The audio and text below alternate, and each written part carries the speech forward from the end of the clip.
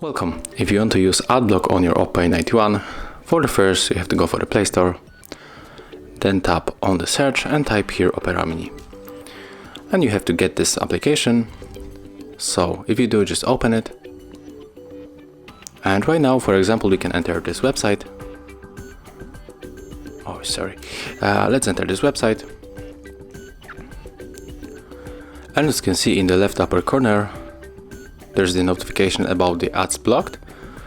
And when we click here, we'll see that 4 ads were blocked. So right now when we scroll this page, we cannot find here any ads. So it's really cool because this browser, you don't have to connect any external application. All you have to get is only this one browser, and it has built in the AdBlock. So pretty cool feature. I hope that'll help you. If I do, leave thumbs ups, comments, and of course subscribe to our channel.